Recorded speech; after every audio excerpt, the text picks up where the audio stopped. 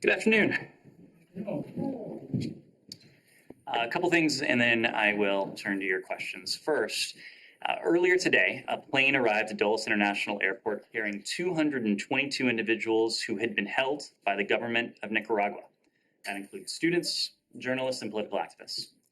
Some of these individuals had spent years in prison. The government of Nicaragua decided to release these individuals, and the United States decided to receive them on humanitarian grounds. Everyone who left the country voluntarily consented to travel. The individuals released have access to medical and legal assistance, and we continue to look for ways to support them as needed. All individuals entering the United States were screened and vetted by U.S. Customs and Border Protection as a standard for those receiving humanitarian parole. We welcome the opportunity to offer this humanitarian protection to these political prisoners. The release of these individuals by the government of Nicaragua marks a constructive step towards addressing the human rights abuses in that country. This action opens the door to discussion of other matters of mutual concern. The United States remains committed to a dialogue with the government of Nicaragua on these and other matters, and will continue to support the Nicaraguan people. Next, now for an important update on the U.S. emergency response following the devastating earthquakes affecting Turkey and Syria earlier this week. This earthquake was one of the strongest in a century, and our sincerest condolences continue to go out to all of those impacted: victims, survivors, rescuers, first responders, families, neighbors, and friends. The United States is working very hard to support the people in Turkey and Syria in their hour of need. More than 15,000 people, including U.S. citizens, have lost their lives. The number continues to rise by the hour. Earlier today, Secretary Blinken spoke with Foreign Minister Çavuşoğlu to express our continued support and to discuss how the United States can continue our ongoing efforts to provide assistance in both Turkey and Syria. The United States is providing life-saving assistance as our emergency response teams are on the ground and hard at work. In Turkey, the U.S. government is providing a disaster assistance response team that will coordinate with Turkish authorities on the full range of U.S. support. The DART team comprises some 200 people, including 2 highly trained urban search and rescue teams, specialized equipment, and canines. And these teams have specialized training to coordinate with international partners in exactly this kind of situation. Emergency responders, hazardous material technicians, engineers, logisticians, paramedics, and planners, along with 170,000 pounds of specialized tools and equipment, have arrived. In addition, we are sending concrete breakers, generators, medical supplies, tents, water, and water purification systems. U.S. helicopters are helping rescue personnel reach areas difficult to access given the extent of the destruction. We are pre-positioning additional relief equipment into the region that we hope will be able to join the recovery efforts. Our existing humanitarian partners are using U.S. resources to provide critical emergency relief, including food, water, shelter, medical care, and support staff to search and rescue efforts. We are proud to join the global efforts to help Turkey, just as Turkey has so often contributed its own humanitarian rescue experts to so many other countries in the past. In Syria, U.S.-funded humanitarian partners have been responding, including with U.S. resources, since the moment the earthquake struck. The White Helmets, whom we have proudly supported for years, reacted immediately and have pulled more than 1,000 survivors from the rubble. U.S.-supported Syrian medics have been treating survivors across Idlib, Aleppo, and other affected areas. Our UN and NGO partners mobilize food, water, shelter, and other supplies for hard-hit communities. This life-saving work is happening across Syria in areas controlled by the Assad regime and elsewhere on the basis of need and need alone. We are committed to providing immediate, life-saving humanitarian assistance to help the people in Syria recover from this disaster. The United States has been the leading humanitarian donor since the start of the Syrian war, providing more than $15 billion to the Syrian people in Syria and throughout the region. We will show that same leadership in response to this new crisis. We will also continue to demand unhindered humanitarian access all across Syria, including cross-border aid. We are grateful to the government of Turkey for moving swiftly to reopen border crossings so aid can flow into non-regime areas of northern Syria, and we welcome the news that the first UN aid convoy arrived today via the Bab al-Hawa crossing. We call on the Assad regime to immediately allow aid in through all border crossings and to let humanitarians access all Syrians in need without exceptions. There are many hurdles to overcome when providing humanitarian assistance in Syria, and especially after devastating earthquakes this week. But our Syria sanctions policy is not among them. In both Turkey and Syria, the United States will remain committed to doing whatever it takes for as long as it takes to provide any and all necessary assistance to those impacted by these devastating earthquakes. And finally, today the Secretary hosted the Iraqi Deputy Prime Minister, Dr. Fuad Hussein, and his delegation in the first ever economic-focused Higher Coordinating Committee of the U.S. Iraq Strategic Framework Agreement, reinforcing the strong relationship between our countries. The Iraqi delegation will meet with a range of U.S. officials to discuss strengthening Iraq's economy, pursuing Iraqi energy independence, and combating climate change. This is our first HCC since Prime Minister Soudani formed a new government, and we are looking forward to a robust discussion. The United States supports a strong, stable, and sovereign Iraq, and we recognize the critical importance of a healthy and growing economy for this end. With that, Matt. Right. Well, that's a lot. Yes. Let's just let me just start really briefly with the Nicaragua thing. Yes. And that is, these people, now that they're here, whose custody are they in? Is it your? Is it DHS? Is it HHS? Who's? And how long are they able to stay? Sure. So, Matt, this was an effort that was the result of concerted engagement by the Department of State. Today's outcome is very welcome news. It's very welcome news for these 222 individuals. As I said just a moment ago, it's a positive, constructive, welcome step from the Nicaraguan government. To your question, while the engagement with the Nicaraguan government was spearheaded by the Department of State, we've worked very closely in the final days of this process to ensure that these individuals will have what they need upon arriving in the United States. The vetting that they are undergoing is something that's conducted by CBP. DHS also plays a broader role. But we're also working with partners beyond government to see to it that these individuals have a roof over their heads. We've arranged for hotels for them for some time. We're providing them with short-term assistance. We're also engaging with NGOs, resettlement NGOs who are very skilled and experienced in precisely these types of operations. The resettlement NGOs are mainly for refugees. These people are not considered to be they're here under humanitarian parole. They're being paroled into the United States. But we're also working, we have worked with the diaspora population, knowing that there is a very active and engaged Nicaraguan diaspora population here in the United States, who we imagine and are confident will be here to greet these individuals and to welcome them to the United States. Okay, and then you said that this was the result of a concerted effort by the Department of State, and yet, from everything that we've heard, you guys are also saying at the same time that the Nicaraguans did this on their own. Well, that it was entirely on their initiative. So what exactly? So both of those things, Matt, can be true. So first, this was a decision, a unilateral decision that the Nicaraguan government took. It was the Nicaraguan government that decided to offer the opportunity to these individuals to travel to the United States. We agreed that we would, of course, receive them. When I say this is a product of American engagement, as you know, Matt, we have long called for the release of individuals imprisoned in Nicaragua for exercising their fundamental freedoms as a first step towards the restoration of democracy and an improved human rights climate in Nicaragua. We've done that publicly. We've also done that in private with Nicaraguan officials. So they arrived at this decision.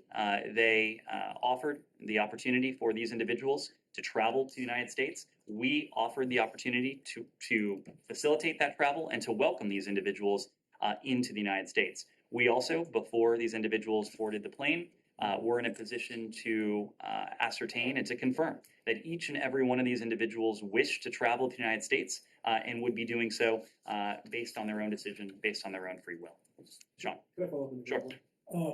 One of the things is since they left, the Nicaraguan parliament has said that their citizenship is being revoked and said that they won't be able to participate in politics in the future. Do you have any reaction to that? Is there concern that by doing this, well, obviously great on a personal level for them not being locked up, but basically that partake of the opposition? So a couple of things on that, Sean. First, we are proud to welcome these individuals to the United States.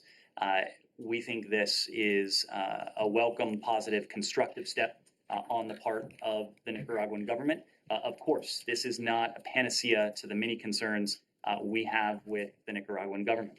One of those concerns, a concern that we're talking about today, remains even after the arrival of these 222 individuals, and that is the imprisonment of individuals for exercising nothing more than rights that should be universal. There remain political prisoners in Nicaragua. We are going to continue, both in public and in private, to engage, to encourage additional such steps, to encourage the Nicaraguan government to be in a position to advance the aspirations of the Nicaraguan people for greater levels of democracy, their aspirations to have their human rights respected, their aspirations for a future of opportunity and prosperity. That is not going to change. So we will continue to engage with the government. We will continue to lobby for additional positive, constructive steps, and we certainly hope that this is the first of more to come. Not to post much, but yeah, this isn't a specific case. I'm concerned that this isn't. Well, again, these individuals made the decision to travel to the United States. We are in a position to grant them parole in the United States. We are in a position to offer them assistance, help, both directly via the government, but also through private NGOs, through the diaspora community as well. I'm not going to comment on the decision that the Nicaraguan government has made, except to say, regarding the decision to take this step to allow these 222 individuals to leave the country, that is something we find to be positive, something we find to be constructive, something that we hope we can build upon in the weeks and months ahead. Okay, the vetting you talked about, that took place in Nicaragua or is taking place right now? So for the specifics of that, I would need to refer you to the Department of Homeland Security, but there were Department of Homeland Security personnel meeting the individuals upon their arrival here at the United States, All right, in the United States. But based on the vetting so far, you're confident this isn't like the Nicaraguan equivalent of the Mariel? We are confident in this step. Now, of course, there is a vetting process built into this to ensure that we're taking all prudent and responsible steps.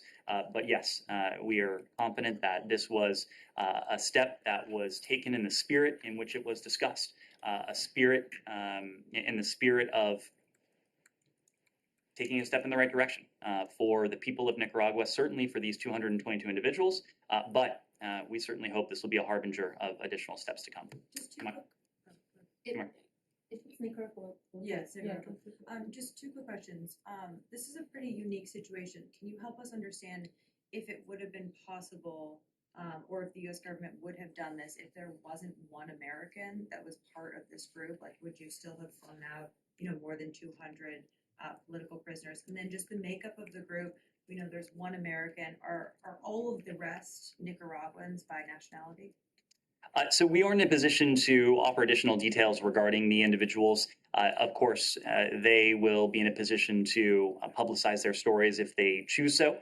Right now, I can imagine that they're focused on their processing into the United States and settling here to begin this next chapter. Of course, one of the 222 individuals is an American citizen. Every time we are able to bring an American citizen back to this country, that is something that we commend, we celebrate. It is something that we strive to do every single day. But like these other individuals, I'm not going to comment on that person's, the details of that individuals, and we'll leave that to this individual should she or he choose to do so. This is an atypical development. It is, I think, reflective of the challenge that we face in Nicaragua. It's not a challenge that is unique to Nicaragua, but the number of political prisoners that had been held in Nicaragua, of course, was something of great concern to us. The continuing detention of political prisoners in Nicaragua will continue to be a concern to us. This is, we hope, not the last step in the process like this. We are going to continue to be engaged to do everything we can to support the aspirations of the Nicaraguan people for greater levels of democracy, for greater respect for their own human rights. Anything else on Nicaragua? Yeah. No. Yep. Go ahead. Go ahead. Either one. You first. So can you confirm that they have already arrived here? Yes, they arrived a couple hours ago. They were on a flight that the United States government facilitated from Nicaragua to the Washington, D.C. area. And where are they staying? In hotels? So we've arranged for them to stay in hotels for their initial for their initial period, and then we're working with NGOs. We're working with the diaspora community as well for longer term support. Yes. On Nicaragua, I have two questions. Can you confirm that is actually the 222 were coming on that flight? Because there's been reports that at least that was publicized and Nicaragua just had 130 people. The other, just by the government of Nicaragua in the court this morning. The second question on that is, you mentioned that the State Department led the engagement to do this process.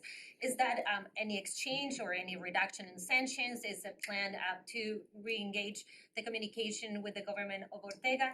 And then you also said that they voluntarily came to the United States. We know there is about 23 prisoners that have not been, or at least it's reported that are not part of that group. Do you have any information on that group?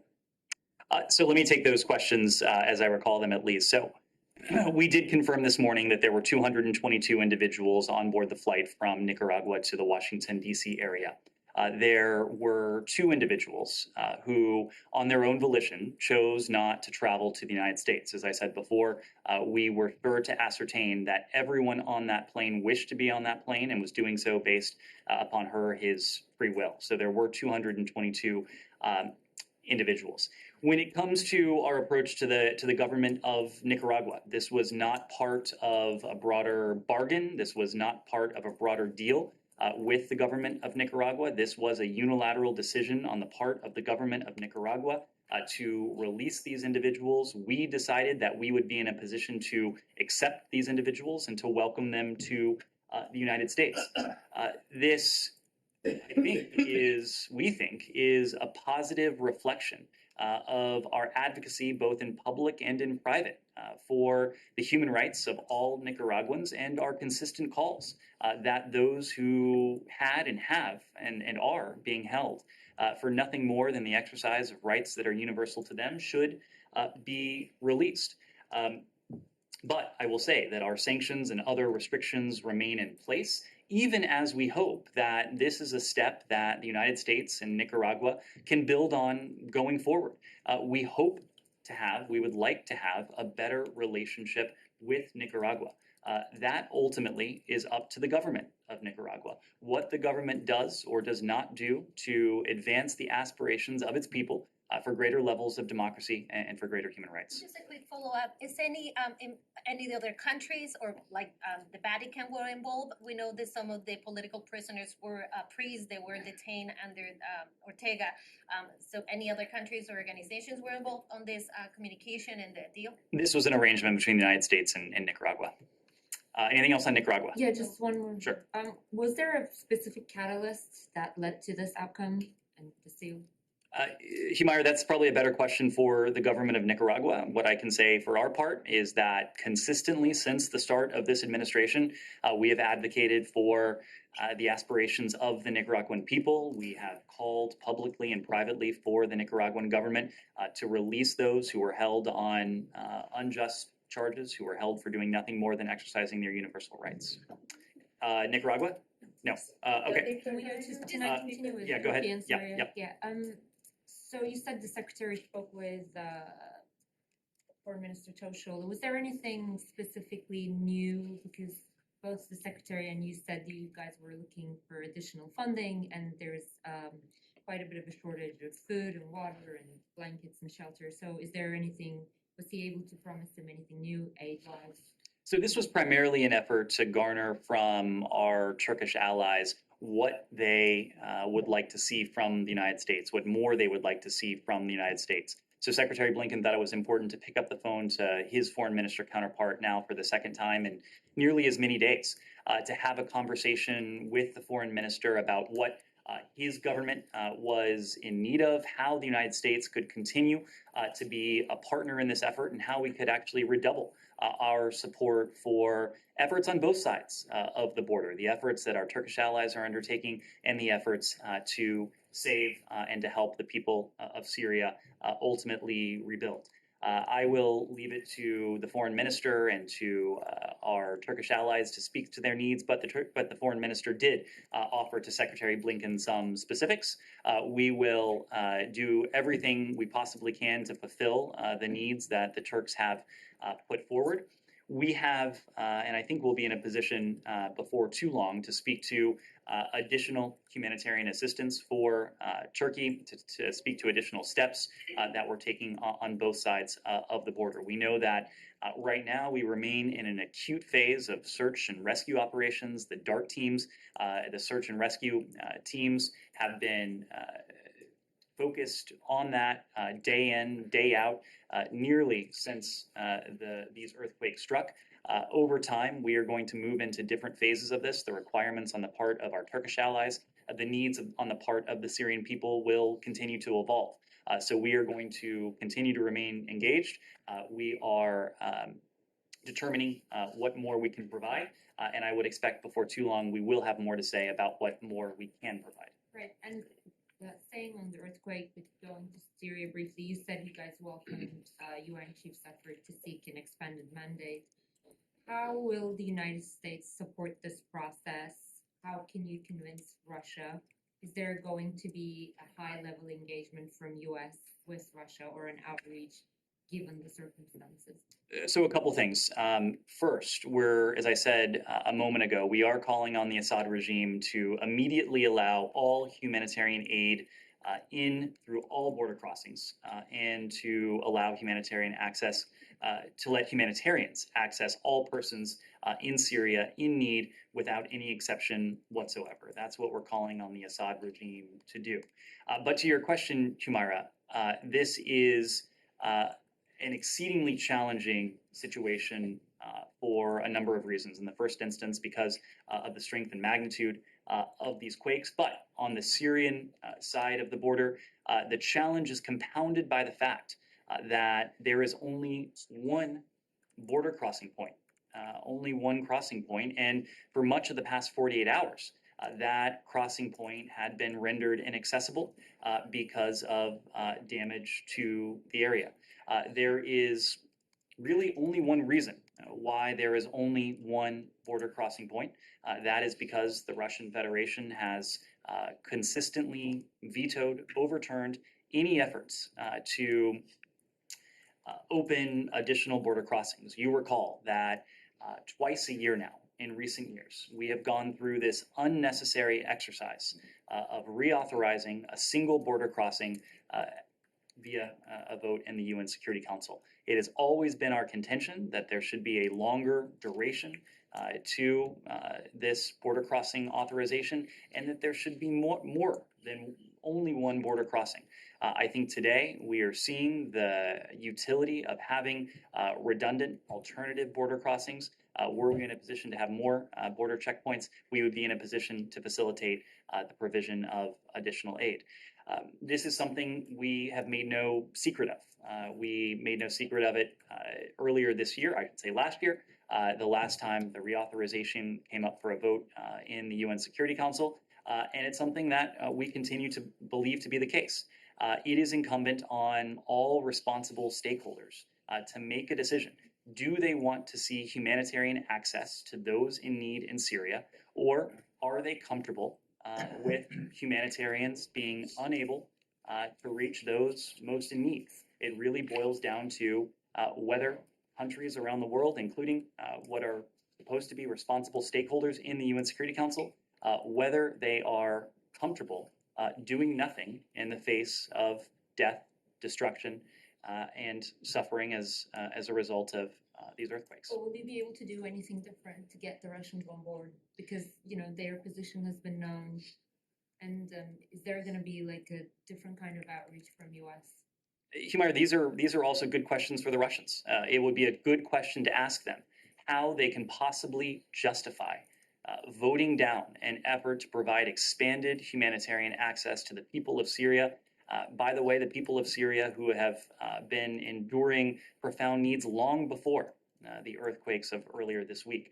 That's a better question for them. The question is not for us, what are we going to do to change the Russian mindset? The question is for the Russians. Why is it that they are comfortable shooting down, vetoing efforts to provide more for people who are in desperate need? Can I follow up on what? Can I follow up on this? Go ahead. Thank you. You said that there are many things that hinder search and rescue effort in Syria, but the sanctions were not among them. That's right. That's what you said. So if the Syrian government were to import, let's say, equipment to facilitate search and rescue and so on from Europe, from other places, the Caesar law or the sanctions will not stop them from doing that? Saeed, so a couple things. Our sanctions are in no way an impediment of our ability to provide humanitarian assistance to our humanitarian partners on the ground in Syria. We have been working with our humanitarian partners since the start of this civil war. We've provided some $15 billion to Syrians in Syria and to Syrians in the region who have been forced to flee in some cases. It is incumbent on the Syrian regime to allow that humanitarian access, to allow that humanitarian support and those humanitarians to gain access to those in need. Our humanitarian support that has totaled, again, more than $15 billion over the past dozen years has flowed through our humanitarian partners on the ground. Yeah, but, just for me to understand, still, these laws and sanctions that are in place will stop access by the Syrian government to equipment that it may need. Another thing is, under these laws, those Syrians are unable to send money to their families, Syrian Americans. They can go to Western Union, I guess, and send up to $400. They cannot send more than that. I mean, that's what I've been told. I don't know how accurate that is. But will the U.S. government, let's say, lift restriction or create like a temporary kind of thing for Syrians to send money to their families that are in larger amounts than $400 through the American banking system? So, Saeed, I think it's important that the first assertion isn't allowed to stand on its own. Our sanctions do not target humanitarian aid. Our sanctions have long-standing authorizations, long-standing carve-outs to see to it that humanitarian aid is allowed to go into Syria. Not only are we not standing in the way of humanitarian aid getting into Syria, we're calling on countries around the world to do all they can to help our Turkish allies in Turkey and also to help the people of Syria, whose needs long predate these earthquakes of recent weeks. We have worked very closely within our government, within the UN system, with financial institutions over the course of our Syria sanctions program to update and, when necessary, to clarify the authorizations that are in place, in some cases granting additional authorizations, to make crystal clear to everyone that we are in no way impeding the flow of humanitarian aid to the people of Syria. A follow-up, please. Do a follow-up on Syria. You said in your opening statement that actually some of the aid is going to the regime control area. Is that correct? That's correct. So it's been reported today that some of the international aid that was going through the Syrian regime control has been stolen. How can you ensure that actually this aid that going through the regime is going to the people that they need it the most? But Nadia, I want to make sure it is understood. This aid is not going to the regime. This aid is going to our international partners on the ground who have been positioned in some cases over the course of a dozen years to use that aid and to put it to good effect. We don't have sanctions on humanitarian assistance. That has always been the case. We have worked to clarify and to make sure that we're taking appropriate steps to see all humanitarian assistance be able to reach those in need. That is precisely why our humanitarian assistance has been able to reach our partners on the ground, including in regime-controlled areas. The partners we work with are vetted, they are trusted. These are organizations that we know. We've taken steps to do everything we can to mitigate the risk of diversion to the Assad regime, to other nefarious actors. But our first priority at the moment is seeing as much assistance as we can get to those in need. And you have to remember, we are talking about life-saving support, precisely what the Syrians need, whether it's winterization supplies, whether it's food, whether it's water. We are providing precisely what the people of Syria need, and we're basing what we are providing based on what we're hearing from those humanitarian partners on the ground. You talked about border crossings, you mentioned Bab el-Hawa, and you also mentioned the Russians. Are we gonna see, I know which is follow-up to Myra's question, are we gonna see any new initiative led by United States at the Security Council trying to bring the situation into attention and see if they can open more border crossing, not just Bab el-Hawa, maybe Ma'ab al-Salam and others? You were asking if we are going to do what we have done year in, year out in recent years. But this The- is in addition, that was during the war, but I'm talking about the earthquake. The answer is yes. We have, our position has always been the same. We want to see additional humanitarian crossings. We want to see additional humanitarian assistance reach the people of Syria. We have done that in the context of now the semi-annual exercise, this unnecessary exercise of reauthorizing these humanitarian crossings twice a year. We don't think the world should be called upon to do it twice a year for something that is just seems pretty basic to us, that the people of Syria should be able to receive humanitarian assistance without a twice yearly authorization. We are going to continue to do everything we can to see to it that there are additional humanitarian access points. To Humaira's question, unfortunately, the reality has been, up until now at least, that one country primarily has stood in the way of that. The Russians have consistently threatened or used their veto when it comes to expanding border crossings. We're going to continue to make the case. Countries around the world are going to continue to make the case. And we certainly hope that Russia and all those who would stand in the way are hearing and seeing these just heartbreaking images. Just finally, can we get a list of the partners, U.S. partners on the ground that's working now in northern eastern Syria? I don't know that we're in a position to give you a list of our partners. In some cases, this is for their own safety. We want to make sure that we're not in any way setting up obstacles to their own work. But these are organizations with whom we have, in many cases, a longstanding relationship, organizations with whom we have a relationship of trust and who have a track record of effectiveness. Yes. Thank you. As you know, the Iraqi delegation have come to talk about security relationship and politics and economy. My question is, does the U.S. government instead on its demands on the Iraqi government in terms of trade relations with the countries that are listed on your sanctions, including Iran and Russia?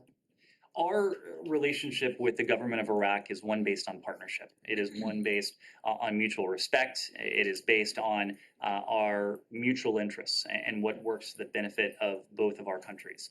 It is not our approach, whether it is the government of Iraq or any other partner of ours, to issue demands, to issue decrees. When we engage with our Iraqi partners, we do often talk about the challenges that we confront in the region and well beyond. Many of those challenges are challenges to both of our interests. Iranian-backed forces, in some cases, pose a challenge to both of our interests. So when we talk about sanctions, we don't talk about it in terms of what we are demanding of our Iraqi partners. We talk about it in terms of what is good for both of our countries. And there is a lot that is good for both of our countries. That is the relationship of shared interests, mutual interests we have. The very fact that we have so many mutual interests allows us to have these conversations and allows us to arrive at common positions. Turkey, Syria, go ahead. Earthquake. Thank you very much, Ned. You mentioned that there was a phone call actually in the past 2 days, and you said that they've been able to at least flesh out the further assistance that might be needed. You talked about a list of needs from the Turkish side to Secretary Blinken. What tops the list of needs at the moment from the Turkish side? Can you please clarify that a little bit? Because obviously that's been a topic of discussion, and people want to really know in Turkey what the further assistance could look like and what tops the list from the Turkish side?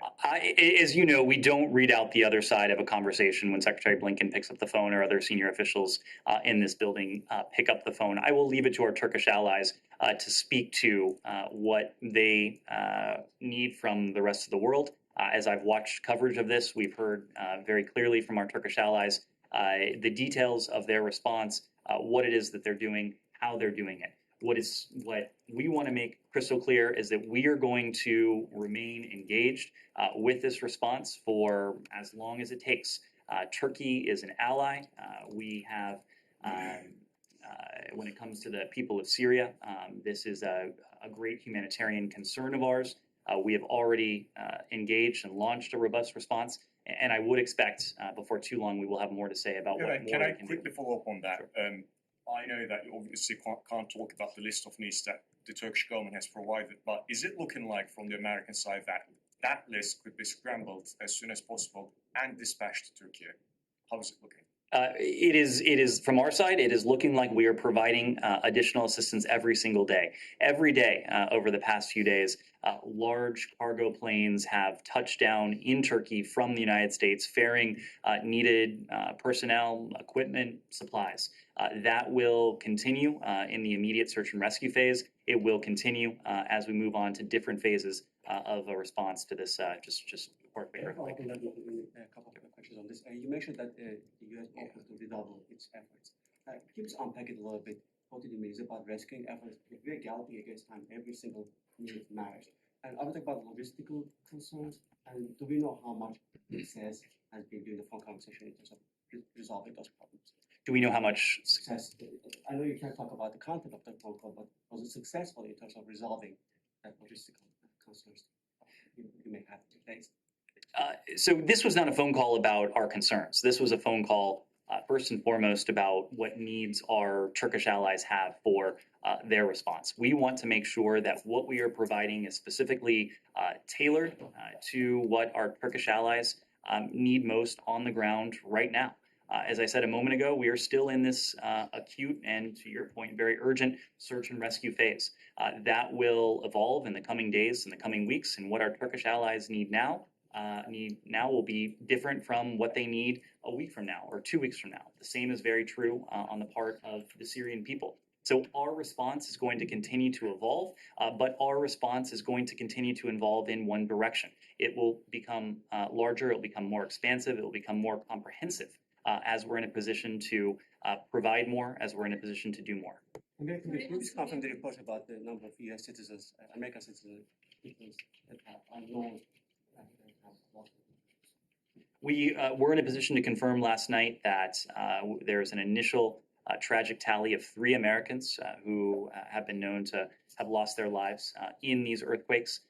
Unfortunately, given the scale, given the magnitude of the destruction and ultimately the death toll, I think we are all under the, again, somber expectation that that number could rise. Sorry, Syria. Yes. Anything else on? We'll take one more on Syria. Yep. Yes. Ned, it has been 72 hours, so the hope of finding new survivors is fading, and it's already late. But since you said and you spoke about your partners on the ground, and you spoke about White Helmets said today that the assistance that they get today, it is not earthquake related. What did you do during the past 72 hours? I'm talking about earthquake related assistance, and what are you planning to do? And I don't want to ask again about the border crossing. I want to ask about the areas controlled by Turkey. Are you having conversation with Turkey to help the people there, and also with the Kurds, your allies there? You can help through these 2 channels. What are you doing? So a couple of things to your question. Our partners on the ground inside Syria are in a position to be operational and to respond in many ways because the United States and other generous countries around the world have provided financial backing over the course of the past 12 years. The United States, for our part, has led the humanitarian response to the needs of the Syrian people, some $15 billion over the course of the past 12 years. So the fact that there is a contingent of partners who are able to spring into action the second these earthquakes struck, that is a testament to the profound level of support that the United States has provided to these humanitarian partners over the course of 12 years. Now, it is true that there's always going to be a lag from the time a natural disaster, whether it's an earthquake or a wildfire or a weather-related event, strikes. In this case, we began assembling a response package almost immediately when those reports first started to come in on Sunday night. It's precisely why large cargo aircraft from the United States have landed in Turkey, full of people, full of supplies over the past several days. While these cargo aircraft have landed in Turkey, these are teams that are bringing supplies, that are bringing expertise, whose purpose is cross-border. Some of it is going to be focused on Turkey. Much of it is going to be focused on Turkey. Some of it is going to be focused on the Syrian people as well. The other point I just want to reiterate is that there have been logistical difficulties in recent days owing to the fact that there had been only one UN-authorized cross-border transit point. That, by the way, had been blocked. It had been very difficult to reach, and it had been impossible to cross for some time. There was a convoy, as I said earlier, that was able to cross over Bab al-Hawa. That was the first convoy that had been able to cross in some time, owing to damage from the earthquake. So we are resolving these logistical issues. We are pre-positioning more people, more supplies in place, and all of that, much of that, will very shortly, if not already, be in position to help the people of Turkey and to help the people of Syria. Anything? Well, one more question on this. Syria, yeah. Let me go back. Let me go back. Go ahead. Just a follow-up on my colleague's question about the Russian sanctions related to Iraq. I met the Deputy Prime Minister yesterday. He said that we owe the Russian companies, but the United States will not let us to pay them back because they are imposing sanctions to us. Then my question is that, are you going to waive Iraq from the Russian sanctions to pay their oaths, their debts to Russian companies? And my second question, last week, the House Representatives Foreign Affairs Chairman, he sent a letter to Secretary Blinken and said, when you have a meeting with the Iraqi delegation, bring the disputes between KRG and also Baghdad into the table, because some of the disputes, they make problem for you oil and gas companies to working in Kurdistan region. But I didn't hear you and Secretary Blinken to mention that. Have you touched this issue with the Iraqi delegation? So a couple things. We'll have more to say on the meeting, I would expect, later today. But this meeting was the first time the Higher Coordinating Committee met exclusively on economic issues. The fact is that we have a 360-degree relationship with our Iraqi partners.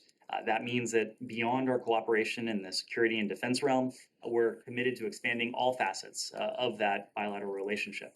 Fighting corruption, combating the climate crisis, growing the private sector, creating jobs, improving public services, expanding educational and cultural programming, establishing Iraq's energy independence, and strengthening Iraqi sovereignty. Now, today's session is focusing on the economics of all of that, the climate impacts of that relationship, the energy element of it as well. So I would expect the issues that you raised will be up for discussion. I suspect we'll have more to say before the day or so without it. Go ahead. Let me move around. I need to move to others. Yes. Thank you. I'm Alaka from the Epoch Times. You shared some information about the balloon, the Chinese balloon. Now that we know the balloon carried surveillance equipment and China wasn't truthful about it, is the State Department considering countermeasures like sanctions against the Chinese government? So let me say a couple things about this. You heard from the Secretary yesterday, you've heard from the President and others, our deeply held view on this, and a view that the rest of the world has been in a position to see. China acted irresponsibly by violating our sovereignty. This was a profoundly irresponsible act, in response to which we acted responsibly and prudently to protect our interests. This is not something that only the American people have been able to see in recent days. China's irresponsible actions were visible to us, but also to the world. And China, as a result, has a lot to answer for. They are presumably getting questions from countries all over the world about the nature of this program, about previous violations of sovereignty of some 40 countries across 5 continents, as we said earlier today. Now, we are always going to protect our interests. We did so in the tactical case of this balloon. We also said today in the release that you mentioned that we're exploring taking action against PRC entities linked to the PLA that supported the balloon's incursion into U.S. airspace. We'll look at continuing these broader efforts to expose and to address the PRC's larger surveillance activities that pose a threat to our national security and that to our allies and partners as well.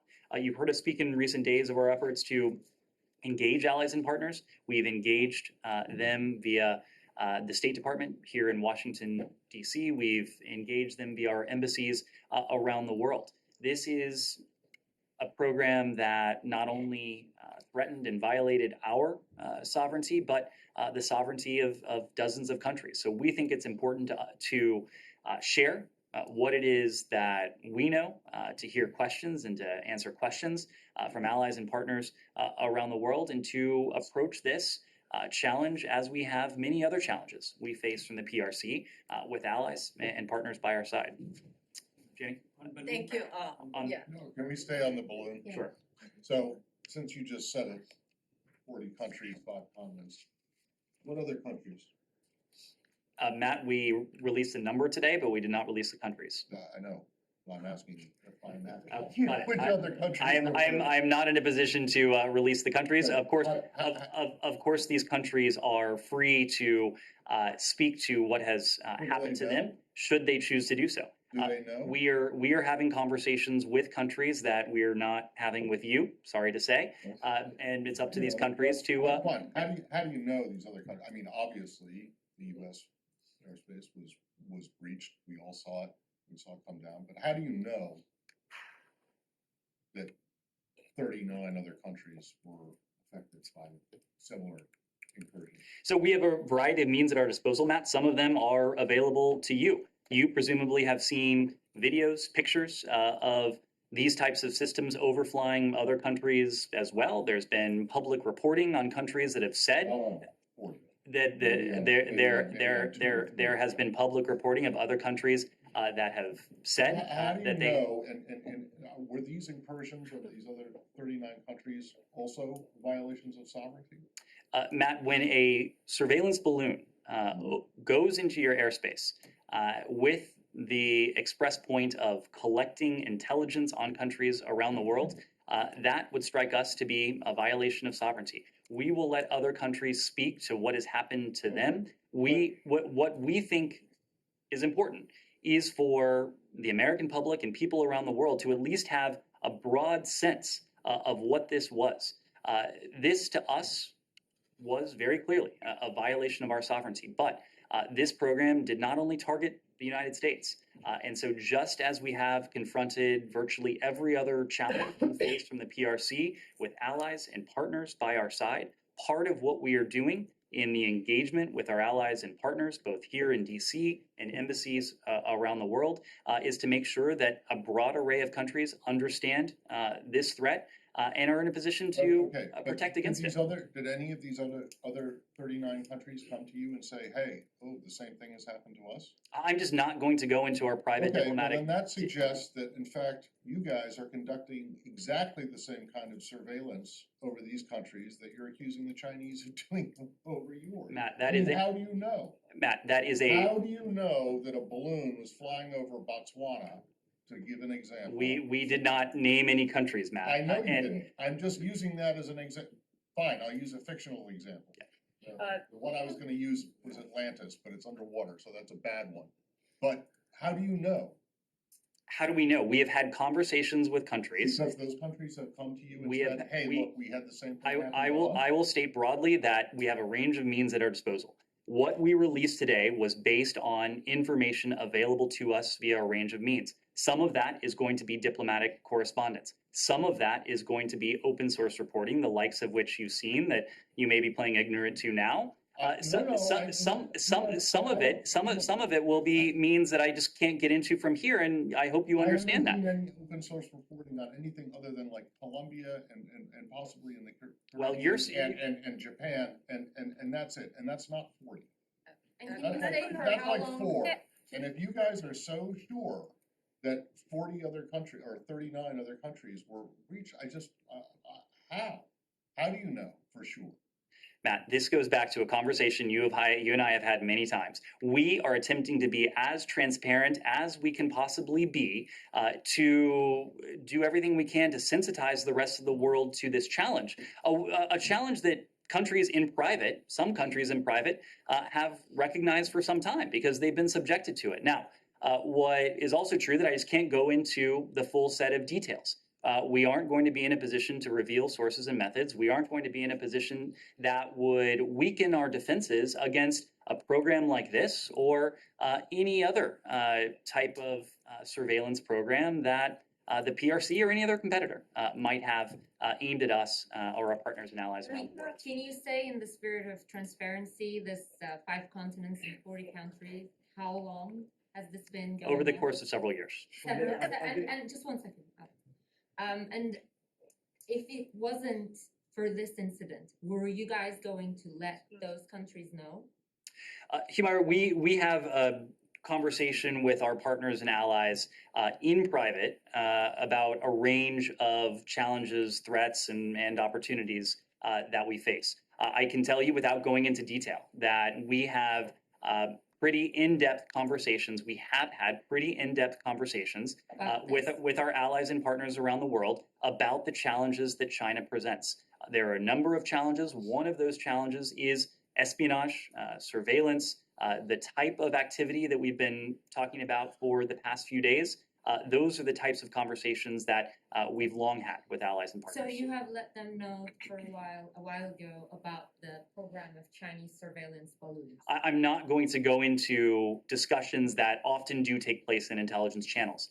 I will just make the broad point that we think it is important to share as much as we can with our partners and allies around the world about these types of activities, because again, we are not the only country that's been subjected to them. I need to, on the balloon, go ahead, Danny. Alex, I need to move on. State Department said that there were ongoing talk with South Korea regarding balloon. Okay, thank you. Balloon. And what is the result? Is South Korea is included in this instance? Just as we haven't publicized the list of countries that have been subjected to this by this particular program, we're also not detailing which countries we've engaged with. But I'll tell you, it's been dozens of countries around the world across multiple continents. And the balloon, Latin America, as you mentioned, Colombia, Costa Rica was spotted. Is any concerns beyond the fact that you are communicating? Is any concerns that the region is being targeted? We know that China has a lot of influence within Nicaragua, within Venezuela, as well as some other countries. Have you had that conversation with those countries? We know the president of Colombia said that it wasn't against their sovereign space. He was not concerned publicly, at least. Is there any concerns by the State Department? Is any possibility of engaging with them in terms of like trying to figure that out? We have broad concerns about this program. We know this is a program that has spanned, again, 5 continents. We're not going to detail those countries that we've engaged, but we have issued broad invitations to have discussions with us. We have had a number of large group discussions with other representatives of other countries, and our embassies are engaging allies and partners around the world with information. Yes. You're aware of the. In the initial phases, you told us that these balloons, surveillance balloons, are not of much intelligence value because the information they can get from other satellites as well. That was an initial assessment. Now it looks like these balloons have much more intelligence value. They collect much more than what we achieved. So I'll make a couple points. One, we were able to minimize the intelligence collection value of this particular system because we identified it early on. And we took prudent steps, including steps on the ground, that would minimize its ability to provide valuable intelligence back to the PRC. Not every country is going to be in a position to do that. So we want to provide countries with information that they may need to help defend themselves against this type of program, similar types of programs going forward. How would you define, how would you're having with other 39 countries, were they having the same kind of balloons or they were different kind of intelligence gathering? You saw the information that we released today. This is a program that has spanned 5 continents, 40 countries, and this is a program that has deployed these types of assets around the globe in that regard. 2 quick questions. One, are you trying to create a coalition of these 39, 40 countries on balloon itself? And secondly, the Chinese are denying it, right? They are saying they don't have any such program. Well, I think the fact is that they have a lot of explaining to do. They have a lot of questions from countries around the world. It's not surprising to hear them issue these types of denials. They're in a very difficult spot, but they're in a difficult spot because they placed themselves there. They decided to take this action against the United States. They've decided to leverage this program against dozens of countries around the world. I wouldn't say that we are seeking to organize a formal coalition of countries that have been subjected to this specific program. What I would say is we have, as part of our diplomatic blocking and tackling since really day one of this administration, sought to have a convergence of views regarding the challenges presented by the PRC. There are a number of countries with whom we consult very closely about these challenges. We work very closely, coordinate our approach so that it's most effective. We do that with Europe, we do that with countries in the Indo-Pacific, we do that with countries in the Western Hemisphere, and we do that with countries in Africa, among other places. How would you define those foreign countries? We'll take one more on this. Just so we understand about the picture, how would you define those foreign countries? What brings them together, in your opinion? I mean, are they politically different? You know, Alex, I'm not going to further characterize these countries. Kylie? Can I ask one question about the balloon, or are you guys off that? Okay, sorry. So one of the primary questions on the Hill today has been why the administration didn't shoot it down either while it was over the Alaskan islands, which are not very populated densely, or why it wasn't shut down before it came into Alaska airspace. Do you have an answer for that right now for us? You heard that from briefers who were on the Hill today. What you heard from our briefers is that when it entered North American airspace, we were tracking it very closely. NORAD had custody of it. It was scrutinizing it, watching it very closely. NORAD, our military officials, did not assess it to be a military threat. At the same time, just as it wasn't deemed to be a military threat, there was value to us in tracking and assessing the activities of the balloon so that we could, in a sense, flip the script, so that we could learn more about this capability, even as the PRC had deployed it in our airspace in an effort to learn more about us. As I said to one of your colleagues' questions a moment ago, just as we took these steps to train our own assets on this system, we also took steps on the ground and otherwise to minimize any intelligence collection value that the PRC would be in a position to collect from this system. Finally, you know, and you've heard from DoD that there was a concern, of course, even if the possibility would have been remote, of damage, destruction to property on the ground, or worse, injury or potential fatalities on the ground as a result of a military operation over the United States. The president, when he was briefed on this, immediately instructed his teams to develop options and to bring it down when it was safe and responsible to do so. And that's what happened last week. Can we check aware? So it was the Biden administration's assessment that it was of a higher U.S. intelligence value to allow it to go over the U.S. and then take it down versus the capabilities you would be able to with all of our actions, Kylie, we look at it through a cost-benefit lens. There would have been costs, potentially very high costs, to taking this system down over the United States. The U.S. military has spoken to the possibility of destruction, injuries, potentially even deaths. Of course, that is not something that we would seek to invite.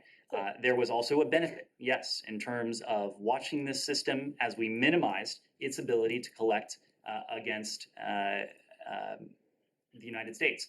The military devised a plan at the direction of the president to bring it down at the first moment where it was safe to do so, and that's precisely what happened. Thank you. About the issue. Sure. Axios just published an article saying that the Biden administration warned the Israeli government that it would consider any transfer of civilian authority in the occupied West Bank to far-right Finance Minister Bezalel Smotrich as a step toward annexation to Israeli. He claims that to Israeli and official sources. Can you confirm that? You were asking me about something that presumably just came out while I was here, so I'm.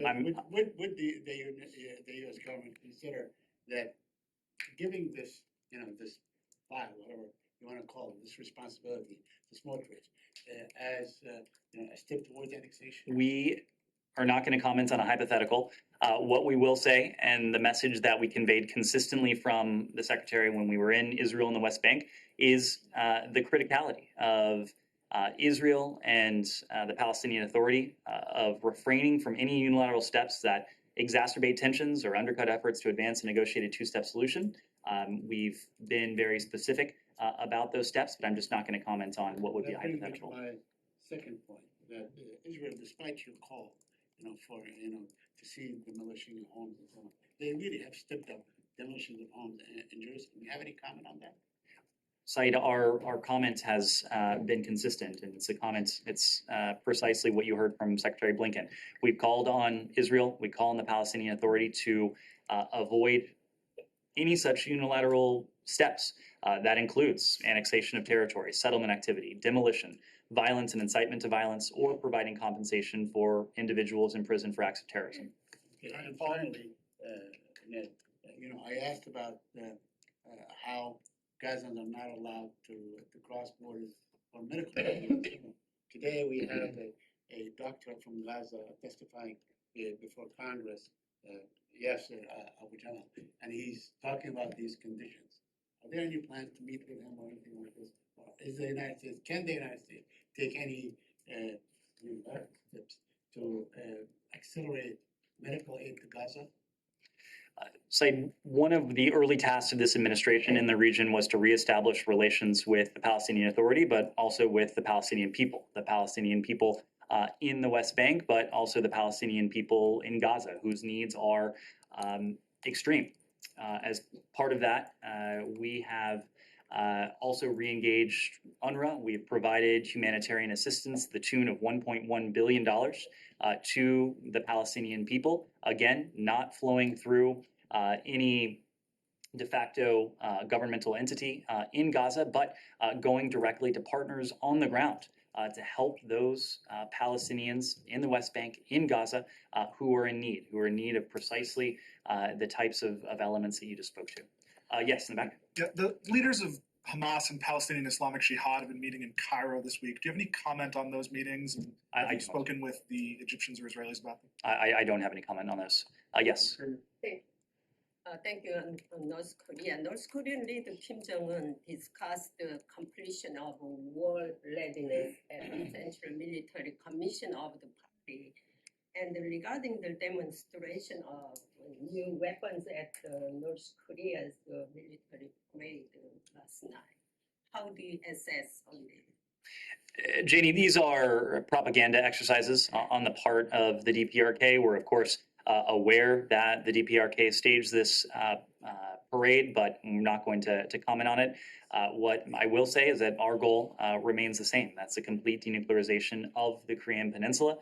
We are prepared to engage in dialogue and diplomacy with the DPRK to that end. In the absence of any apparent inclination on the part of the DPRK to do that, we are going to continue to coordinate closely, to sit down, to engage in diplomacy with our allies, Japan, ROK, in this case, but also with partners and allies around the world. And the former U.S. ambassador to South Korea, Harry Harris, said that the recent congressional hearing that the United States should not relieve sanctions and reduce the U.S. and South Korea joint military exercises in order to talk with North Korea. Can the State Department give up sanctions or U.S. ROK joint exercises for dialogue with North Korea? Janie, we have an offer on the table to the DPRK for dialogue right now. This is an offer that the DPRK could have accepted over the course of nearly 2 years, and so far has chosen not to.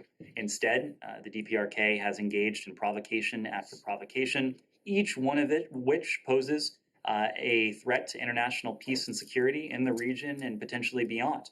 What you've seen from the United States and the ROK and the United States and Japan, the types of defensive maneuvers that we have undertaken, that is to ensure that we make good on the commitment that we have to the ROK and Japan, that our commitment to their security remains ironclad. We are doing that in the face of provocations from the DPRK. We would like to see the DPRK cease these provocations. We would like to see the DPRK engage in dialogue. But until and unless that happens, our approach will remain the same. Yes. And so you've already had a question. I want to make sure that you... Go ahead. You haven't had a question. Thank you. I'm sure you're aware of the new report from Seymour Hersh, how America took out the Nord Stream pipeline and the White House's denial of any involvement. Given the longstanding U.S. opposition to the pipeline, Secretary Blinken's calling its demise a tremendous opportunity, and Undersecretary of State Nuland's saying that the U.S. officials were pleased with the destruction of the pipeline, especially the Sweden's secretive investigation. Do you think the U.S. government's denial of involvement is credible? I absolutely do, and I repeat it here. Anything else? Let me follow up on that, if I might. Have you or anybody else at the State Department been in communication with German, Norwegian ambassadors or other allies or officials on this matter? On the matter of Nord Stream 2? On the matter of the latest allegations, which give a fairly, I mean, it's anonymous source, but it is a fairly it would not be it would not be typical for us to engage allies and partners on something that is utter and complete nonsense and that should be rejected out of hand by anyone who is looking at it through through an objective lens. Yes, go ahead. One more aspect on this. One of the allegations that Hersh makes is that it was taken off the CIA in order to prevent involvement, oversight as a covert operation. Did you read the piece? I'm familiar with it. One of his allegations is that it was taken off the CIA. Look, rather than let this propaganda be aired in the briefing room, but let me just say it is a fundamental misunderstanding of oversight in our U.S. Congress. Beyond getting his facts entirely wrong, as he has before in very high-profile ways, it is a fundamental misunderstanding to suggest that our intelligence community is not subject to oversight. Anyone who writes that, who writes anything like that, should not be believed on any fact that he or she puts forward. That it was taken off of the CIA and put under military in order to prevent. Our military is also subject to rigorous oversight. That's my question. That's my question. The answer is yes. Do you recognize and abide by the War Powers Clause in such a situation and the War Powers Resolution in such a situation? In a situation, your question is if we abide by the War Powers Resolution in a situation that never occurred? In any situation involving U.S. military, do you abide by the War Powers Resolution? We follow the law in every instance, yes. Including the War Powers Resolution? We follow the War Powers Resolution and the broader law in every instance, yes. Go ahead. Thank you. A quick follow-up on the Chinese entities that are linked to PLA, which were involved in this balloon program. You said you're considering taking action against these entities. When should we expect to receive some information about that? And a broader sanction against the regime is off the table, my understanding. Is that correct? I'm just not going to go further into that than the information we released earlier this morning. We're always going to take action to protect our people, to protect our interests, to guard against what is a challenge to those. And if it's appropriate for us to respond, whether it's against PLA-related entities or to continue the type of declassifications and public releases that we've been doing, that's something we won't hesitate to do. Yes, go ahead. Thank you. So on the balloon, can you at least say if any EU country was, concerned? And more broadly, do you know what the general or specific purpose of this global campaign of balloons is? And is there a specific goal? Do you know that? And separately, on a different topic, the Belarusian regime has sentenced a Polish journalist and community activist Andrzej Poczobut for 8 years in prison 2 days ago after another sham trial. Do you have a reaction to that and any action that you might consider? On your last question, I'm not immediately familiar with it, but we'll get back to you if we have any reaction to that. On your first question, these are really questions for the PRC. This was a PRC program. What they intended to garner from it, beyond the obvious, is better directed towards them. And again, to reiterate, I'm just not going to specify countries. Yes? Thank you. So quick follow-up on the balloon issue. When do you think China started such surveillance activities on more than 40 countries? And also, when did the US find these activities across 5 continents? Was it just after US detected the recent balloon? So as we said this morning, this activity was undertaken in recent years across 5 continents, 40 countries who had their sovereignty violated. We have spoken in some detail to previous instances of balloons in our airspace. I'll let other countries speak to balloons that may have traversed their airspace. But what I can say broadly is President Biden ordered his team to do all we can to step up our capabilities to be sensitive to threats like Chinese espionage, Chinese surveillance, Chinese spying. As a result of that, in the aftermath of that, we've been able to piece together elements that we, in some cases, didn't previously know. We are going to continue to do everything we can to protect our interests, to protect our people against a challenge like this, but any other challenge we could face from the PRC or any other competitor. Dylan. Yeah, President Biden said in an interview yesterday, he was asked if the balloon incident represented a big hit to relations with China, and he said no. Do you share that assessment? Is the postponement of the Secretary's trip and the verbal back and forth that's happened since between the two sides, is that not a big hit to relations? I do share that assessment, unsurprisingly, because, Dylan, we've been under no illusions about the challenges that the PRC presents. We've always known this is a relationship that is competitive at its core, that has conflictual areas, potentially conflictual areas that we are determined to see don't veer into actual conflict, but also areas in which we must in some ways work together if we're going to address challenges, threats to the American people and to people around the world. So, of course, we didn't wake up recognizing anything about the PRC or the challenges we face from the PRC that we didn't know prior to last week. Now, this has crystallized that in the minds of many Americans. It may be the first time that many Americans have seen such a vivid demonstration, but we've always been attuned to these challenges and more than that, attuned to the need to manage this relationship responsibly. Go ahead in the back. Thanks. I have a question about the news that the UK is considering sending fighter jets to Ukraine. I guess my first question is this something the US has a stance on, given that, we've expressed the belief that it's not a system yet that's appropriate for the war in Ukraine? And two, is there any coordination between UK and the US on this decision about My understanding, and of course I would refer you to our British authorities, to our British allies for this, but I'm not sure that's quite right, a rendering of what they said yesterday. I think the question of provision of aircraft is something that they're looking at, but they did speak to training. As for us, and the same would apply to our British allies, These are discussions that we have with our Ukrainian partners to determine in the first instance what it is that they need.